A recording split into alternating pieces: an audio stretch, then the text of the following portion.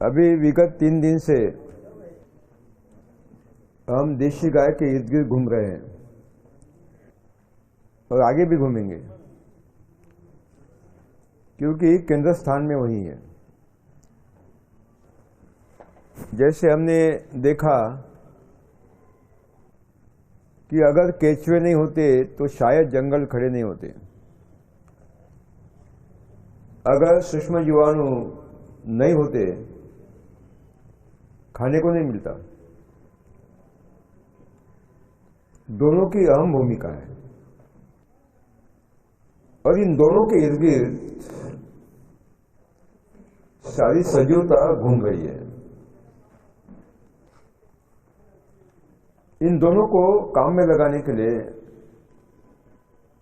जैसे मैंने कहा,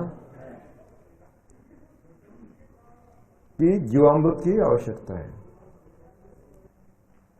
जब भूमि के अंदर और ऊपर देशी केंचुओं के और सूक्ष्म जीवाणुओं के गतिविधियों के लिए अत्यावश्यक सूक्ष्म पर्यावरण या विशिष्ट पारिस्थितिकी निर्माण नहीं होती तो ये काम करना छोड़ देते हैं और डॉर्मेंसी में यानी समाधि में चले जाते हैं। आप बोलेंगे ये क्या बात है, केंचुए समाधि में जाते? हमने सुना था कि बाबा महाराज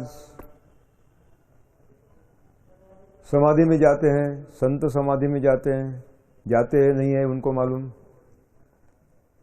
लेकिन केंचुए समाधि में जाते हैं तो कुछ हजम नहीं हो रही बात। साथियों, ईश्वर ने समाधि अवस्था हर सजीव को दी है,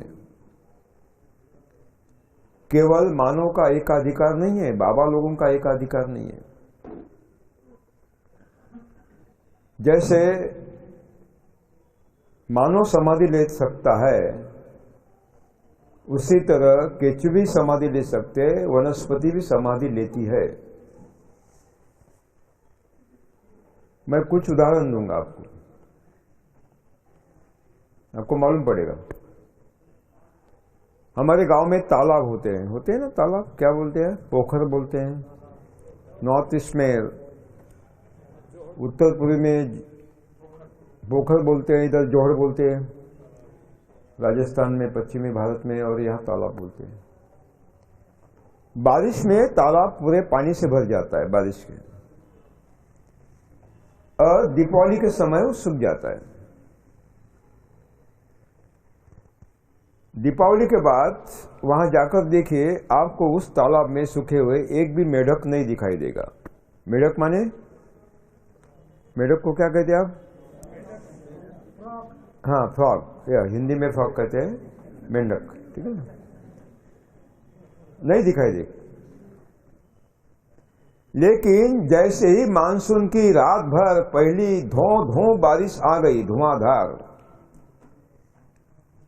सुबह आप उठकर सोकर उठ गए, आपके कानों में मधुर गुंजन बजता है, संगीत बजता है, ड्रॉ ड्रॉ ड्रॉ ड्रॉ। सही है, गलत है? जब आप देखते हैं जाकर तो बड़े बड़े मेंढक छलांग लगा रहे हैं। कहां से आ गए? ऊपर से आ गए बूंदे के साथ, बारिश के बूंदों के साथ आ गए? नहीं, तो कहां थे? भूमि में थे। कैसे, किस अवस्था में थे? समाधि में थे, समाधि। ईश्वर ने हर सजीव को समाधि अवस्था दी है, क्षमता दी है, वनस्पतियों को भी दी है। आप जाइए जंगल में, अकाल है, विपरीत स्थिति है, या लू चल रही है लगातार, पतझड़ होती है, सूखे पौधे दिखते हैं, हम बोलते हैं मर गए, लेकिन जैसे ही बारिश शुरू होती है नए पत्ते आते हैं, हरे भरे होते हैं। क्या कर रहे थे? समाधि में गए थे। सूखी घास बहुवार्षिक दीपावली के बाद सूख जाएगी, सारे अवशेष गिर जाएंगे। हम कहते हैं मर गई, अब ये मर गई, लेकिन जैसे ही बारिश आती है जड़ों में से नए अंकुर आते हैं और हरे भरे होकर बढ़ने लगते हैं। 6 महीने क्या लेकर समाधि लेकर सोए। समाधि माने क्या? प्राण शक्ति का एक बिंदु में अवगुंठन माने समाधि। और क्या है? एक क्षमता हर संयुग है। अगर केंचुओं को दैनिक गतिविधियों के लिए आवश्यक पारिस्थितिकी की वहां उपस्थिति नहीं होती, सूक्ष्म पर्यावरण की, केंचुए काम नहीं करते, समाधि लेकर सो जाते। उनको समाधि से निकालकर खींचकर काम करने में लगाने वाला अगर कोई है अद्भुत, तो वह जीवामृत, घन जीवामृत। चमत्कार देखिए आप, रासायनिक खेती की अगर भूमि है आपकी, पूरी भूमि खोदोगे तो केंचुआ नहीं मिलेगा, नहीं मिलेगा। लेकिन जीवामृत डालिए, आच्छादन करिए, 3 दिन के बाद जाइए, छोटे छोटे केंचुए आपके हाथ में आते हैं, और 10 दिन के बाद जाइए, बड़े बड़े केंचुए आपके हाथ में आ जाएंगे। अपने आप कहां से आते मालूम नहीं, खींच कर आते हैं। क्योंकि समाधिस्थ केंचुओं को समाधि भंग करके खींच कर लाने की क्षमता जीवामृत में है। जैसे जीवामृत डालते हैं, जीवामृत से गंध संकेत पूरी भूमि में फैलते हैं। These are the messages are having with the variable wavelengths, विविध तरंग लंबाई के संदेश जब फैलते हैं पूरी भूमि में, जैसे वो गंध संकेत समाधिस्थ केंचुओं को स्पर्श करता है, संदेश देता है, वैसी समाधि भंग होती है। समाधि भंग, और जिस ओर से संकेत आया था उसी ओर जाता है जीवामृत की तरफ। जीवामृत में जाना ही, उसको जाना ही। आप बोलेंगे क्या बात है, गंध संकेत समाधि जीवामृत का परिणाम वो खींच कर आता है, ये क्या गड़बड़ चल रही है यहाँ? 3 दिन से हम सुन रहे हैं। हम तो पड़े नास्तिक, पाखंडी, हम तो इसको विश्वास नहीं रखते। आप वही बता रहे हो सकता है आपके मन में ये सारे सवाल पैदा हो।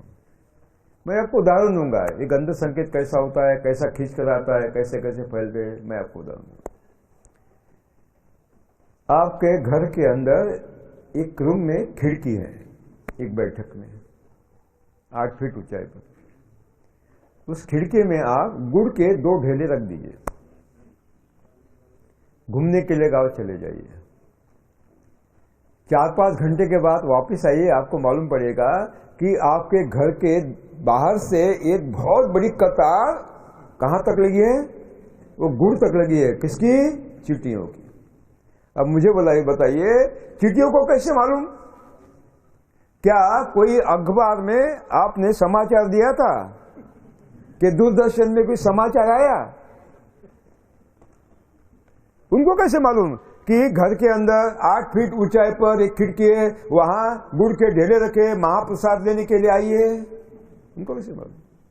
इसका मतलब है गुड़ से गंध संकेत फैल गए, कहां तक पहुंच गए?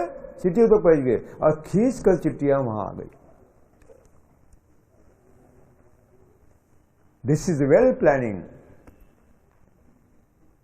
पूर्वनियोजित, सुनियोजित, सुनियंत्रित व्यवस्था ईश्वर की, सुनियंत्रित सुनियोजित व्यवस्था। छोटे से मानवी दिमाग में वो समा नहीं जाएगी, इतनी विशाल है, इतनी विशाल। ये तो खोखला अहंकार है कि हम 2 हाथों में पूरा ब्रह्मांड समेटने की कोशिश कर रहे हैं प्रज्ञा के माध्यम से। ये कौन सी प्रज्ञा है?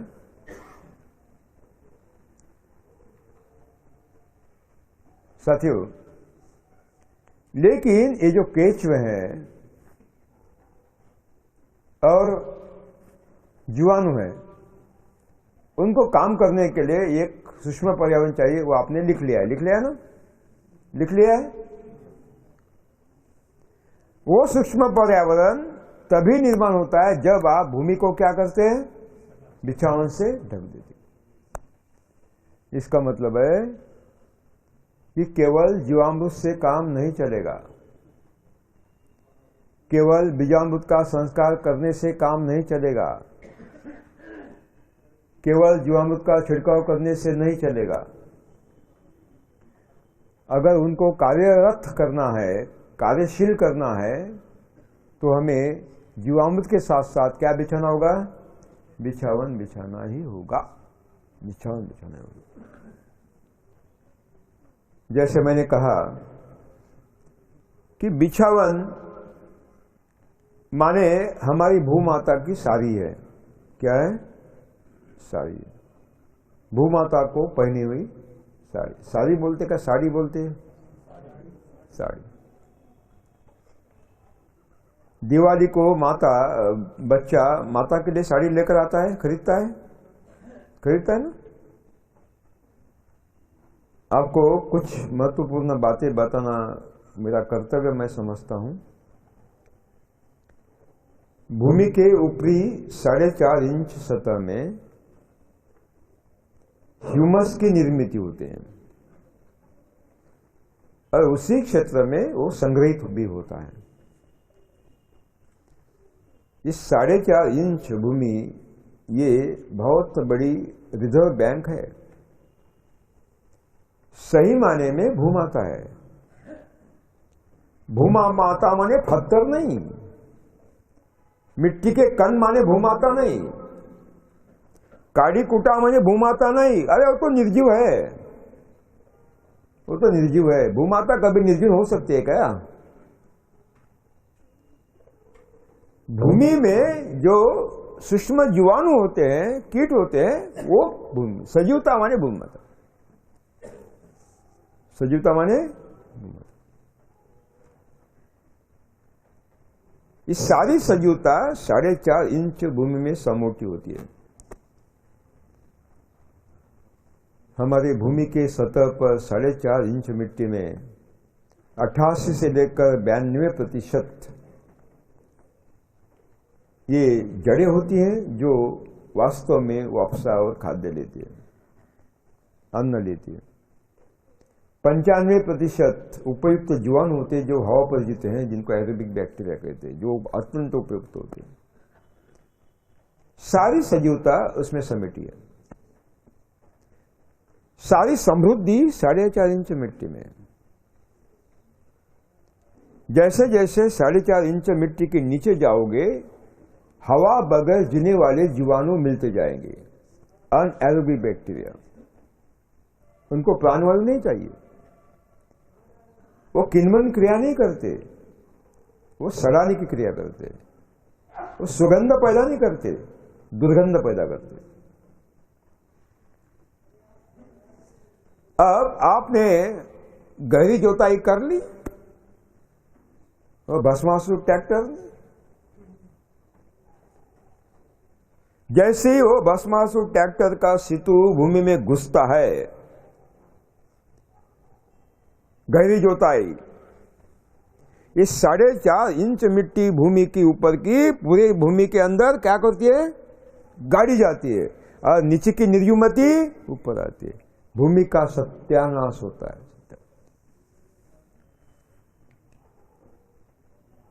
जो जीवाणु 4.5 इंच में पलते थे वो हवा पर जीने वाले होते हैं, उनको प्राणवायु चाहिए। अब नीचे गाड़े गए, वहां प्राणवायु नहीं है, जीवाणु का विनाश, जीवाणु का विनाश, ह्यूमस का भी विनाश। कृषि वैज्ञानिकों को खुला आह्वान करता हूं, ओपन चैलेंज। सिद्ध करे, गहरी जोताई से उर्वरा शक्ति बढ़ती है, सिद्ध करे, सिद्ध करे। मूर्ख बना रहे हो किसानों को। साथियों, गहरी जोताई मत करे, गहरी जोताई मत करे। जोताई यानी आच्छादन ही होता है। आच्छादन के मैंने 3 भाग किए हैं, लिखिए। बिछावन, आच्छादन क्या करते हैं आप, क्या कहते हैं? आच्छादन। आच्छादन यह शब्द है पूरी दुनिया में बोला जाता है। हाँ बिल्कुल, Europe, America, Latin America, Africa, Asia, सब तरफ आच्छादन ही बोलते हैं।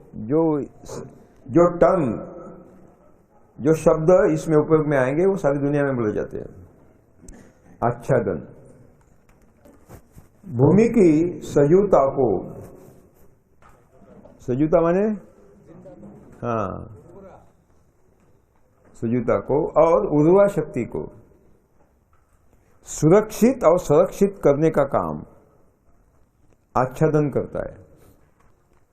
जिन केंचुओं की और सूक्ष्म जीवाणुओं की अहम भूमिका भूमि की उर्वरा शक्ति बढ़ाने में और समृद्धि बढ़ाने में होती है, उनकी गतिविधियों के लिए भूमि के अंदर और बाहर एक सूक्ष्म पर्यावरण की अथवा विशिष्ट पारिस्थिति की आवश्यकता होती है।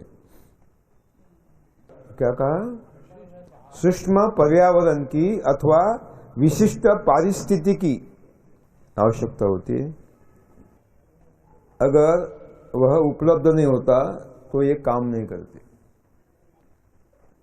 इन जीवाणु को और ह्यूमस को लू अथवा शीतलहर, तेजी से आने वाली बारिश, तेजी से बहने वाली हवा और अन्य बाह्य शत्रु, केंचुओं के बहुत सारे बाह्य शत्रु होते हैं, ह्यूमस के भी बाह्य शत्रु होते हैं, अन्य बाह्य शत्रु, इनसे सुरक्षित रखने के लिए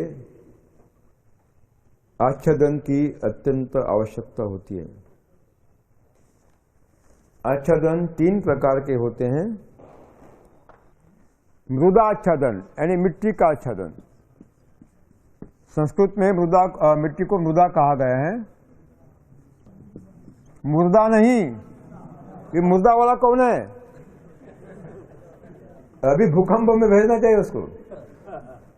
मिट्टी का आच्छादन, संस्कृत में मिट्टी को क्या कहते हैं? मृदा कहते हैं। मृदा आच्छादन, मिट्टी का आच्छादन यानी जोताई, यानी भूमि की जोताई।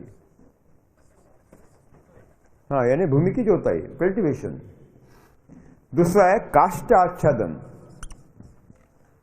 यह है सॉइल मल्चिंग। पहले है सॉइल मल्चिंग, दूसरा है काष्ठ आच्छादन, स्ट्रॉ मल्चिंग। स्ट्रॉ मल्चिंग, काष्ठ आच्छादन मैं बताऊंगा बाद में काष्ठ माने क्या। काष्ठ आच्छादन, स्ट्रॉ मल्चिंग। और तीसरा है सजीव आच्छादन, लाइव मल्चिंग। लाइव मल्चिंग देखिए, मृदा आच्छादन माने भूमि की जोताई, मिट्टी का आच्छादन। कड़ी धूप से या अत्यंत शीत से, ठंड से भूमि का प्रसारण अथवा आकुंचन होता है। इससे भूमि को दरारें पड़ती है। दरारें पड़ते हैं ना, क्या बोलते हैं आप? दरारें, क्रैक्स, दरारें पड़ती है। और उन दरारों में से भूमि में स्थित नमी बाष्प उत्सर्जन क्रिया से, ट्रांसइवापोरेशन क्रिया से हवा में उड़कर जाती है, जिससे भूमि की आर्द्रता तेजी से कम होके जीवाणु और जड़ों के जीवन व्यापार के लिए आवश्यक नमी उपलब्ध न होने से पत्ते पीले पड़ते हैं, बाद में सूखने लगते हैं। डिहाइड्रेशन के माध्यम निर्जलीकरण होता है पत्तों में, पत्ते पीले पड़ते हैं, सूखने लगते हैं, नुकसान होता है। इस नुकसान को घटाने के लिए अथवा नुकसान बंद करने के लिए जोताई से क्या करते हैं हम? मिट्टी का आच्छादन बिछाते हैं, सतह पर मिट्टी का आच्छादन बिछाते हैं, जिससे नमी सुरक्षित रहती है और पेड़ पौधों को उपलब्ध होती रहती है। जोताई के 3 उद्देश्य होते हैं। एक, भूमि में हवा का संचालन करना, क्योंकि जीव जंतु और जड़ों को प्राणवायु चाहिए उनके अस्तित्व के लिए। 2, बारिश का संपूर्ण पानी भूमि में संग्रहित करना, क्योंकि जीव जंतु और जड़ों को आर्द्रता चाहिए, नमी चाहिए। और तीसरा उद्देश्य खरपतवार का नियंत्रण करना, निर्मूलन नहीं, नियंत्रण। बिना निमंत्रण पत्र का खरपतवार नहीं आते। जब हम यूरिया डालते हैं तो केवल फसल तेजी से नहीं बढ़ती, उसके साथ साथ क्या तेजी से बढ़ता है? खरपतवार भी तेजी से बढ़ती है। देखिए, जीरो बजट खेती में यूरिया डालना ही नहीं है, रासायनिक खाद डालना ही नहीं है, तो खरपतवार को तेजी से बढ़ने की संभावना ही नहीं खड़ी होती। जैविक खेती में ट्रक ट्रैक्टर से गोबर का खाद डाला जाता है। गोबर के खाद में खरपतवार के लाखों बीज होते हैं। उनकी सुप्तावस्था डॉर्मेंसी 6 साल तक होती है, यानी समाधि अवस्था 6 साल तक होती है, और नमी मिलते ही लगातार हर साल अंकुरित होते रहते हैं और समस्या बनते हैं। जीरो बजट खेती में गोबर का खाद डालना ही नहीं है तो निमंत्रण पत्रिका भेजने का कोई सवाल ही पैदा नहीं होता। सबसे बढ़िया अगर कोई खरपतवार नाशक दवा है, लिखिए, तो आच्छादन है, काष्ठ आच्छादन है। कौन सी दवा है बहुत बढ़िया? आच्छादन। खरपतवार के अंकुरों को बढ़ने के लिए सूरज की रोशनी चाहिए। भूमि को आच्छादन से ढकने के बाद उनको रोशनी मिलती नहीं, वो नीचे पीले पड़ते हैं और मर जाते हैं। हवा से भी खरपतवार के बीज बहकर आते हैं और मिट्टी में मिलकर समस्या पैदा करते हैं। जीरो बजट खेती में आच्छादन इन बीजों को रोकता है। ह्यूमस के कण बहुत हल्के होते हैं। हम हल्की जोताई भी करते हैं तो ऊपर आते हैं और हवा के झोंकों के साथ हवा में उड़ते निकल जाते हैं। इससे मिट्टी का ह्रास होता है, भूमि का ह्रास होता है। आच्छादन हवा को रोकता है और ह्यूमस को सुरक्षित रखता है। It is a border security force. बारिश की बूंदें प्रति सेकंड लगभग 30 फुट गति से आती हैं। अब तो गति बढ़ गई है ग्लोबल वार्मिंग के माध्यम से, अभी वो 55 फीट पर भी गई हैं। जैसे भूमि को स्पर्श करती है, खड्डा करती है। आने वाली बूंदें सफेद पारदर्शक होती हैं, ट्रांसपेरेंट होती हैं, लेकिन बहने वाला पानी कैसा होता है? काला काला होता है। बहने वाला पानी काला काला होता है क्योंकि उसके ह्यूमस घुल जाता है और खेत के बाहर चला जाता है नदी नालों के साथ। साथ में उर्वरा मिट्टी भी भाग जाती है। सिल्ट, गाद भी बहुत तेजी से भागता है। अफ्रीका के सोमालिया, इथोपिया से भी हमारा सिल्टिंग रेट ज्यादा है हिंदुस्तान का। यानी कितनी तेज गति से हम भूमि को बर्बाद कर रहे हैं, इसका ख्याल रखना चाहिए आपको। आच्छादन आने वाली बूंदों को रोकता है और ह्यूमस और भूमि की सुरक्षा करता है। अगर भूमि खुली है और जोताई से ह्यूमस ऊपर आया है तो तेज धूप से, लू से कार्बन का ज्वलन होता है और कार्बन डाइऑक्साइड के माध्यम से हवा में निकल जाता है कार्बन अम्ल वायु के रूप में, और ग्लोबल वार्मिंग बढ़ता है। लेकिन आच्छादन लू को रोकता है और हमारी भूमि की ह्यूमस की सुरक्षा करता है।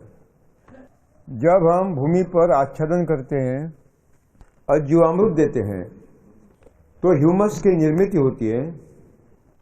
ह्यूमस जड़ों का खाद्य भंडार होता है। जड़ें ह्यूमस में से खाद्य तत्व लेते हैं, पोषक तत्व लेते हैं और फसल के शरीर में संग्रहित होते हैं। जब हम आंतर फसलों के, सह फसलों के अवशेषों का आच्छादन करते हैं और वो विघटित होता है तो उसमें से मुक्त हुए, रिलीज हुए खनिज तत्व, पोषण तत्व खड़े फसल के जड़ों को उपलब्ध होते हैं। खरपतवार भूमाता का आईना है। आईना माने दर्पण है, राइट। जिस साल भूमि के ऊपरी 4.5 इंच मिट्टी में जिस पोषण तत्वों की कमी होगी वह पोषण तत्व जिस खरपतवार के शरीर में ज्यादा मात्रा में होता है उस साल वह खरपतवार ज्यादा मात्रा में बढ़ने लगते हैं अकस्मात। It is totally controlled by the nature. और उनके आयु समाप्ति के बाद वो खनिज तत्व मिट्टी में मिल जाता है और संतुलन कायम होता है। इसे अद्भुत रचना है, अद्भुत रचना है। खरपतवार के पौधों पर विशाल मात्रा में मित्र कीट निवास करते हैं और हानि पहुंचाने वाले कीटों का प्रतिबंधन करते हैं, बायोलॉजिकल कंट्रोल करते हैं, जैविक नियंत्रण करते हैं। It is very beautiful system of the world. इसको क्या बोलते हैं? जैविक कीट प्रबंधन, है ना। उसी तरह खरपतवार के फूलों पर बहुत ज्यादा मात्रा में मधुमक्खी आकर्षित होती हैं और पराग सिंचन करती हैं फूलों में और हमारी उपज बढ़ती है। इसलिए खरपतवार बागवानी और गन्ने में हितकारक होने से उसका विनाश नहीं करना है, केवल मुख्य फसल के नीचे उसको रखकर काट कर डालना है। उसकी ऊंचाई रहेगी, कहाँ रहेगी ऊंचाई? मुख्य फसल के नीचे रहेगी, ऊपर नहीं जाएगी, नहीं तो सूरज की रोशनी नहीं मिलेगी, नहीं तो। इसलिए क्या करना है? उसको काटना है और वही आच्छादन करना है। हाँ, जोताई नहीं करना है। बागवानी और गन्ने में जोताई पूरी बंद, नो कल्टीवेशन एट ऑल। केवल हमें खरपतवार के पत्ते और मुख्य पेड़ पौधों के पत्ते, इन दोनों में सूरज के रोशनी लेने की प्रतिस्पर्धा, सौर ऊर्जा लेने की प्रतिस्पर्धा को रोकना है। इसलिए क्या करना है? उसके मुख्य फसल पर बढ़ने नहीं देना है। क्या करना है? नीचे काट कर डालते रहना है। लेकिन मौसमी फसलों में, वर्षाकालीन, शीतकालीन, ग्रीष्मकालीन फसलों में जोताई करना आवश्यक है। लेकिन मौसमी फसलों में जोताई करना आवश्यक है, जोताई करना आवश्यक है। केवल भस्मासुर ट्रैक्टर से जोताई, गहरी जोताई न करे। जोताई के लिए ऐसे औजार का उपयोग करें जिससे ऊपर की 4.5 इंच मिट्टी धीरे से ऊपर आए और धीरे से नीचे बैठे। उसमें भूकंप नहीं आना चाहिए, यानी नीचे ऊपर नहीं होना चाहिए। एक काम पारंपरिक लकड़ी का हल, बखर और ट्रैक्टर से चलने वाले रोटावेटर, कल्टीवेटर करते हैं। तो समझ में आ गया, गहरी जोताई नहीं करना है। क्या करना है? रोटावेटर या कल्टीवेटर से हल्की जोताई करना है। हमारे खेत की गहरी जोताई केचुए करते हैं और जड़ें करती हैं। देशी केचुए भूमि को अनंत करोड़ छेद करते हैं। ये जोताई है।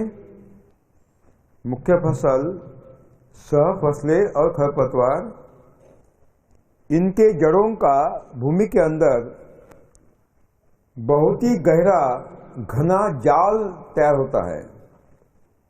अगर हम जोताई नहीं करते तो ये जड़ें विघटित होते हैं, गल जाते हैं और भूमि में अनगिनत छेद और नलियां तैयार होती है। भूमि के कीटक जैसे चींटियां हैं, मकोड़े हैं, चूहे हैं और जीव जंतु भी लगातार जोताई करते रहते हैं। तो हमारी जीरो बजट में जोताई कौन करेगा? फिर केचुआ करेगा, जड़ें करेगी और जीव जंतु करेंगे। हमें कोई करने की आवश्यकता नहीं। केवल मौसमी फसलों में हमें क्या करना है? हल्की जोताई करना है ना। समझ में आ गया? जोताई समझ में आ गई? किसके किसके घर में वो भस्मासुर है? हाथों पर करिए। सबके है, सबके है, सबके है, सबके। आच्छादन के लिए एक दल और द्विदल सब फसलों के अवशेष उपयोग में लाना है। बाहर से चुरा कर नहीं लाना है, किसी से जबरन छीनकर भी नहीं लाना है। क्योंकि क्या होता है कि किसी पेड़ पौधे के नीचे के पत्ते आप उठाकर लाते हैं तो पत्तों में उस पेड़ के सारे साल का खाद्य तत्व, खनिज भरे हुए होते हैं। जैसे हम 12 महीने जितना भी चावल गेहूं लगता है पहले लाकर डालते हैं ना घर में, उसी तरह भंडार है उसका। जब वो पत्ते उठाते हैं तो उनकी जड़ें भूखी रहती है। ये पाप है। तो किसी के अधिकार को छीनकर अपना ताज बढ़ाना ये पाप है। इसलिए बाहर से चुरा कर नहीं लाना है। लिखिए, हमारे लिए आवश्यक आच्छादन मुख्य फसल में ही आंतर फसल के रूप में उपलब्ध करना है। गन्ने के सूखे पत्ते कौन कौन जलाएंगे? नहीं, हम बताएंगे सरकार को, इनको 10-10 लाख रुपए बख्शिश दे। कौन कौन जलाएंगे? आपका नाम मुझे दे दीजिए, हम दिल्ली में भेज देंगे। हाथ ऊपर करिए, कौन कौन जलाएंगे?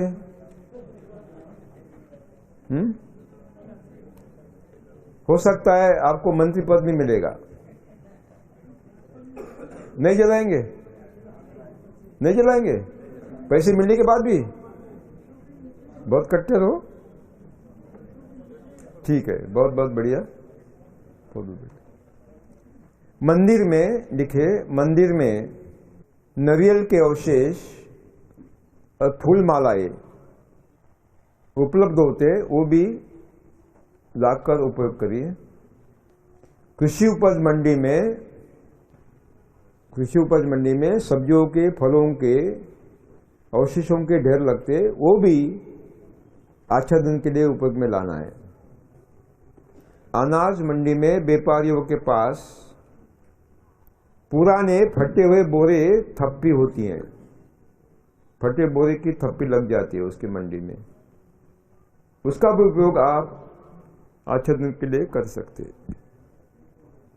उसका भी उपयोग आच्छादन के लिए कर सकते हैं। पड़े होते हैं ना उनके पास, पड़े होते हैं ऊपर, वो बहुत ही अच्छा आच्छादन है, वनस्पति जन्य है। अब लिखिए, और एक आच्छादन भ्रष्टाचारियों को गाड़कर भी हम कर सकते हैं। बहुत अच्छा होगा, बहुत अच्छा होगा, बहुत अच्छा होगा।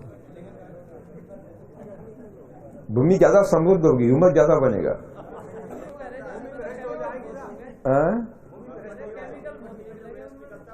नहीं, वो सब निकाल देंगे हम, उसकी चिंता न करें। उसको सूची बनाइए कौन कौन है तो ठीक है। ये रिश्वत लेना, भ्रष्टाचार करना मनोविकृति है।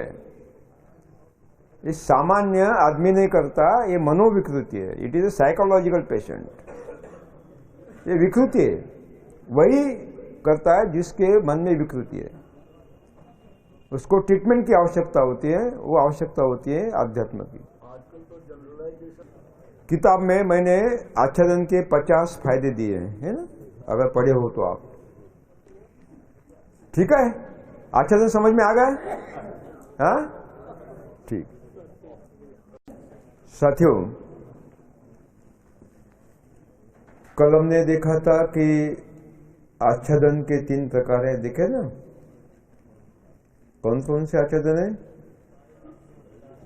हाँ, एक मृदाच्छादन, एक काष्ठाच्छादन और एक सजीव आच्छादन। लिखिए, सजीव आच्छादन। देखिए, सजीव आच्छादन माने मुख्य फसल में ली हुई अंतर फसलें, सफसलें।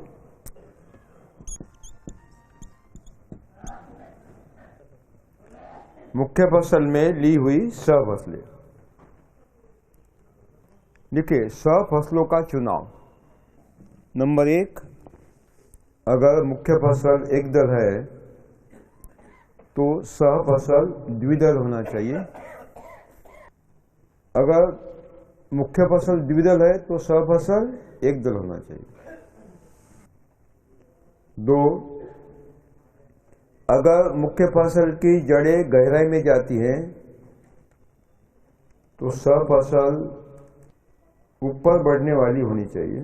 ऊपर जड़ें वाली, जड़ें ऊपर बढ़ने वाली होनी चाहिए। ऊपरी क्षेत्र में अगर मुख्य फसल छोटी जड़ वाली होती है तो सहफसल बड़ी जड़ वाली होनी चाहिए, ताकि भूमि के सारे क्षेत्र से नमी और खाद्य उठाए। नंबर 3, सहफसलों की आयु मुख्य फसल के आयु की 1/3 अथवा आधी होनी चाहिए। जैसे अगर मुख्य फसल की आयु 180 दिन है तो सहफसल की आयु कितनी होनी चाहिए? 60 से लेकर 90 दिन। 4, सहफसलों के पौधे इतने ऊंचाई के होने चाहिए ताकि उनकी मुख्य फसल के पत्तों पर छाया न पड़े, जिससे उनमें सूरज की रोशनी लेने में प्रतिस्पर्धा न हो।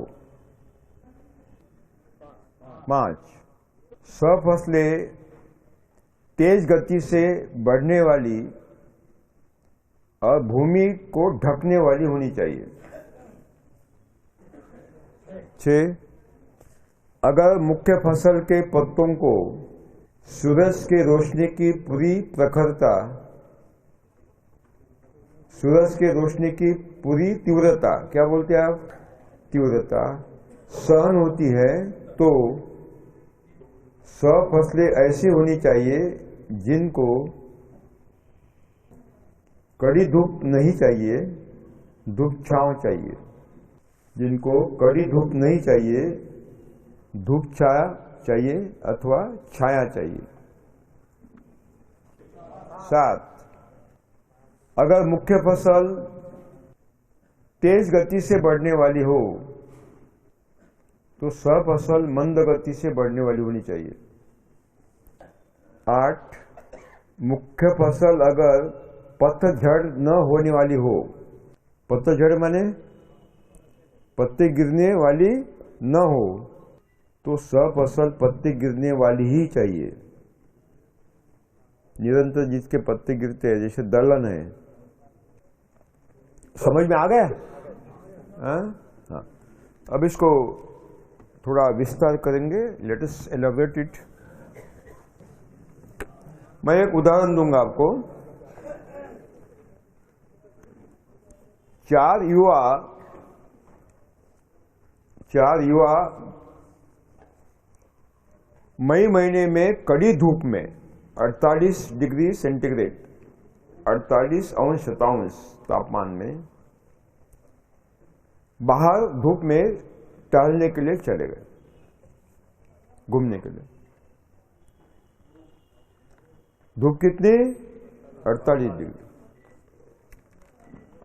एक उसमें से ऐसा था जो मजे से चल रहा था, कड़ी धूप उसको सहन होती थी, उसको कोई तकलीफ नहीं होती थी। वो है मिस्टर टकलू। उसका नाम क्या है? मिस्टर टकलू। मिस्टर टकलू। इसमें एक दूसरा था, शायद किसी बड़े अधिकारी का बेटा हो, कभी कभी धूप में जाता था। वो धूप देखकर बोला, उसको तकलीफ होने लगी, तो धूप से बचने के लिए उसने रुमाल निकाला और रुमाल ऊपर बांध दिया। यानी उसको कड़ी धूप सहन नहीं होती, थोड़ी उसको क्या चाहिए? कम तीव्रता की धूप चाहिए। वो है मिस्टर रुमाल। एक तीसरा था, शायद किसी मंत्री का बेटा हो। धूप कभी कभी केवल सिनेमा में देखे होगी, ऐसी धूप होती है। तो तिलमिला गया, बाप रे ये ऐसी धूप होती है, मैं तो मर जाऊंगा। तो उसने रुमाल भी बांधा, ऊपर से टोपी भी लगाई। क्या लगाई? टोपी भी लगाई, हैट भी लगाया बचने के लिए। इसका मतलब है उसको कड़ी धूप नहीं सहन होती, उसको थोड़ी छाया भी नहीं सहन होती, उसको ज्यादा छाया चाहिए। यह है मिस्टर टोपी। और चौथा था राजकुमार। सत्ता चली गई, रास्ते पर आया, कभी सपने में भी धूप नहीं दिखी थी। एसी में मरा, एसी में खाया, एसी में सोया। जब बाहर निकला, बाप रे धूप ऐसी होती है, मैं तो मर जाऊंगा, मुझे होना नहीं है, लेकिन चलना तो पड़ेगा। तो फिर उसने क्या किया? रुमाल भी लगाया, उसके ऊपर टोपी भी लगाया, ऊपर क्या लगाया?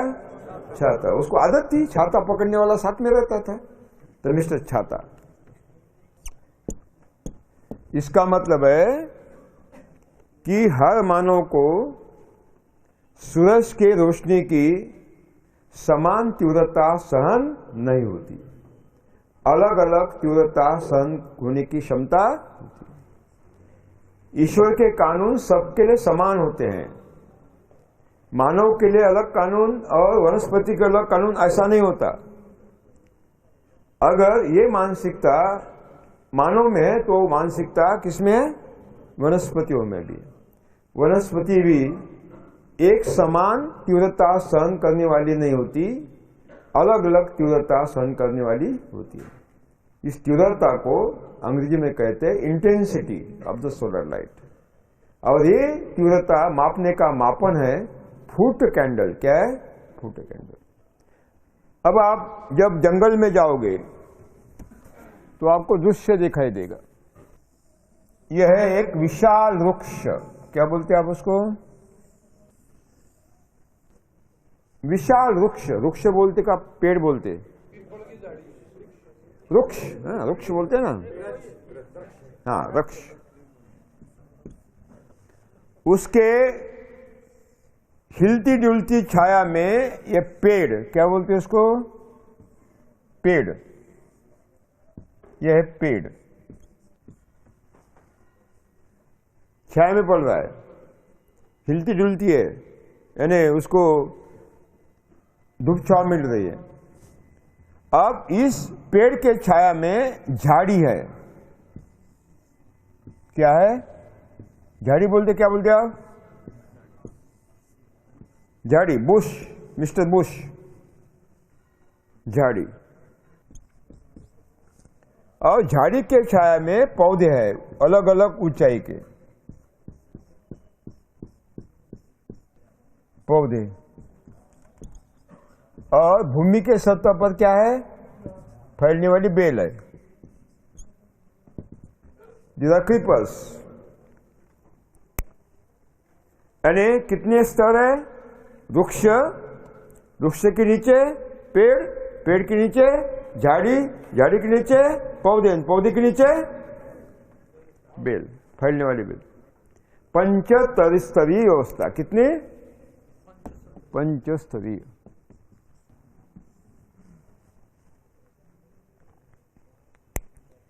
ये वृक्ष है, खुली धूप में है, लेकिन अनगिनत फलों से लदा हुआ है। इसका मतलब है इस वृक्ष को खुली धूप चाहिए। क्या चाहिए? खुली धूप चाहिए। इसको छाया नहीं चाहिए। अगर इसको छाया में रखोगे तो इसके पत्ते सुबह 10:30 से लेकर दोपहर को 3:30 बजे तक काम नहीं करेंगे, नींद लेकर सो जाएंगे। जैसे कभी कभी ऑफिस में हम देखते हैं 10 घंटे काम करेगा तो 2.25 ग्राम हमें उपज मिलेगी, और 5 घंटे काम करेगा तो उपज घटेगी बढ़ेगी? घटेगी। इसका मतलब है इसको धूप चाहिए तो क्या देना चाहिए? धूप ही देना चाहिए, इसको छाया नहीं देना चाहिए। कौन से ये है मिस्टर टकलू। लिखिए मिस्टर टकलू, लिखिए, पहले ये लिखिए। मानव के समान सभी वनस्पतियों को सूरज के रोशनी की समान तीव्रता सहन नहीं होती,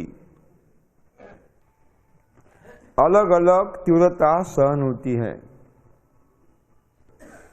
इस तीव्रता को फुट कैंडल इस मापन से मापी जाती है। That intensity of the solar light is measured by the measurement foot candle। Foot candle इस मापन से मापी जाती है। प्रकृति में पंचस्तरीय रचना होती है। सबसे ऊपर बड़ा वृक्ष खुली धूप में खड़ा, कड़ी धूप में खड़ा है, अनगिनत फलों से लदा है। इसका मतलब है इसको खुली धूप चाहिए, छाया नहीं चाहिए। ये छाया में काम नहीं करता। ये है सही हठ योगी। ये कौन है? सही मायने में हठ योगी है। खुली धूप की तीव्रता अलग अलग ऋतु में अलग अलग होती है। सबसे ज्यादा तीव्रता मार्च, अप्रैल, मई, जून में होती है। होती है ना, कड़ी धूप तपती है। 8,000 फुट कैंडल से लेकर 12,000 foot candle. The range is 8,000 up to 12,000 foot candle intensity. 8,000 foot candle से लेकर कितनी? 12,000 फुट कैंडल। मार्च महीने में 8,000, मार्च महीने में 8,000 फुट कैंडल। अप्रैल महीने में 9 से 10,000 फुट कैंडल, और मई जून में 11,000 से लेकर 12,000 तक भी पहुंचती हैं।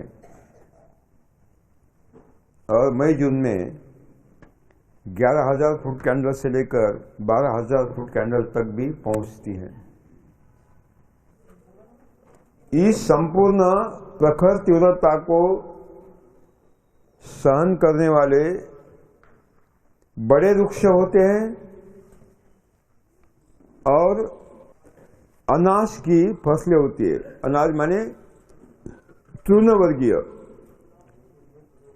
तृणवर्गीय अनाज की फसलें होती है, ग्रामीणी परिवार की फसलें होती है। मैं बताऊंगा कौन कौन सी होती है। तो लिखिए वृक्ष, कौन से वृक्ष है इसमें? मिस्टर टकलू लिखे, खाली नीचे लिखे मिस्टर टकलू। मिस्टर टकलू कौन कौन है इसमें? आम, इमली, चीकू, सपोटा, कटहल, काजू, और कौन कौन से बड़े वृक्ष फल वाले? नीम, जामुन, राइट, महुआ, हाँ महुआ, नहीं आंवला नहीं, महुआ। महुआ होता है रामनाथ जी? महुआ होता है? कहाँ होता है? अच्छा, क्या उपयोग करते आप लोग महुआ का? तेल निकालते, खाने का तेल। और क्या करते हैं? हाँ, शराब। अच्छा, कैसी लगती है रामनाथ जी? कैसी लगती है? नहीं, नौकरी समय मुफ्त में मिलती है ना? हाँ, तो कैसी मिलती है, कैसी लगती है? इससे अच्छी होती है। अच्छा, यानी आपको मालूम है। ठीक है, ठीक है, बहुत बढ़िया, बहुत बढ़िया, ठीक है। हाँ, और कौन से बड़े वृक्ष? सागौन, पीपल, बरगद, नारियल, बड़े वृक्ष। शीशम, राइट, दैट इज करेक्ट। बड़े वृक्ष कौन कौन से? और खाने के बताइए। हाँ, फल के पेड़, बड़े वृक्ष। हाँ, बेल, कदम, राइट। काजू लिया ना, काजू लिया, बेल, जामुन भी लिख लिया। लीची बड़ी होती है ना? लीची बड़ा वृक्ष होता है क्या? मीडियम होता है ना? मीडियम। हाँ, पेड़ में आएगा, वो पेड़ में आएगा। ठीक है, हाँ ठीक है। अब लिखिए धान, गेहूं, जिनको कड़ी धूप चाहिए ऐसे, धान, गेहूं, मक्का, ज्वार, बाजरा, रागी, नवनी, कोदो, कुटकी। रागी का बीज देंगे हम आपको, जिनको बोना है आपको, बिल्कुल बिल्कुल देंगे। इतनी पौष्टिक है, बहुत बढ़िया है बच्चों को, सबको खिलाने के लिए। उसकी रोटी बना सकते हैं, उसकी खिचड़ी बना सकते हैं, उसका भात बना सकते हैं, और उसका ये दक्षिण भारत में खाते हैं ना, इडली बना सकते हैं।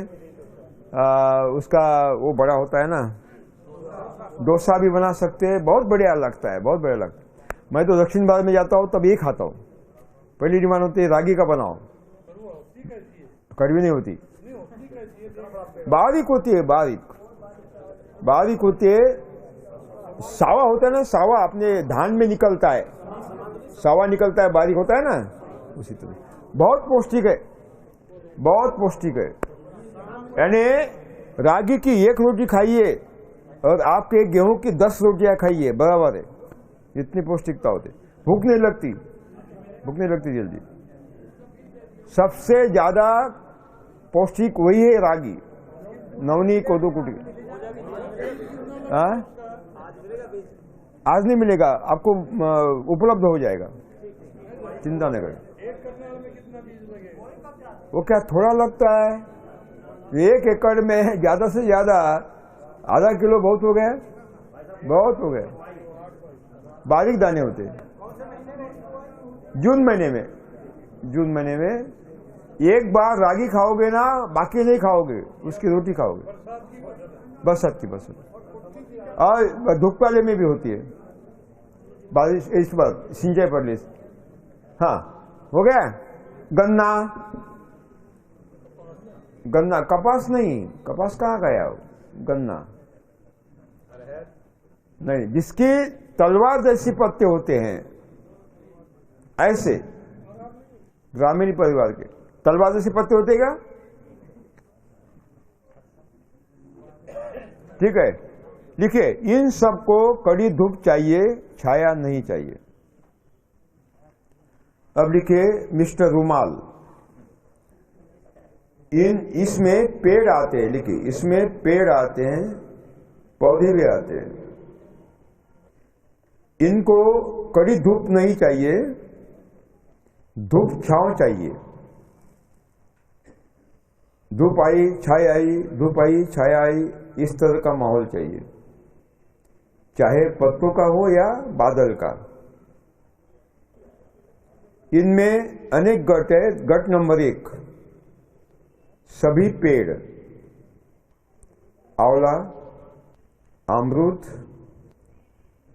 किन्नू, माल्टा, संतरा, मौसम्बी, उसमें लीची आएगी, लीची उसमें आएगी, लीची आएगी। इसमें अंजीर आएगा, आड़ू भी आएगा, आड़ू इतना मीडियम होता है ना। अंजीर आएगा, देशी केला आएगा, देशी केला जो ऊंचा पड़ता है, सुपारी, और बाकी मध्यम ऊंचाई के पेड़, बाकी मध्यम ऊंचाई के पेड़। हाँ, सभी पेड़। ये नंबर 1 गुड हो गया। अब गुड नंबर 2, सभी दलहन, सभी दलहन। नंबर 3, सभी तिलहन। नंबर 4, सभी सब्जियां। सब्जियों को भी मई महीने की कड़ी धूप नहीं चाहिए, सभी सब्जियां। नंबर 5, सभी फूल। फूलों की धारणा भी मई महीने में कड़ाके के धूप में नहीं होती। इन सब को धूप छांव चाहिए, जिसकी तीव्रता 6000 से लेकर 8000 होती है, फुट कैंडल होती है। 6000 से लेकर 8000 फुट कैंडल होती है। तो इनको क्या चाहिए? कड़ी धूप चाहिए क्या? नहीं, इसको बड़े वृक्ष के नीचे हमें लेना पड़ेगा। नंबर 3, मिस्टर टोपी। इन पेड़ पौधों को, इन पौधों को कड़ी धूप नहीं चाहिए, धूप छांव भी नहीं चाहिए, हल्की सी छाया पे चाहिए। इनमें लिखिए शरीफा, अनार, करी पत्ता, केला, कॉफी, कोको, विलायची, इलायची क्या बोलते हैं आप उसको? इलायची। हाँ, ये अपना कैस्टर को क्या बोलते हैं? अरंडी, अरंडी इसमें आती है। और कौन से उत्तरी भारत में जो फलों के पेड़ है और झाड़ी जैसे होते हैं? नहीं, माल्टा तो लिया, नंबर 2 में है ना माल्टा। माल्टा, नींबू नंबर 2 में है। हाँ, बेर, छोटे बेर। बड़े बेर तो देशी बेर नंबर 2 में है।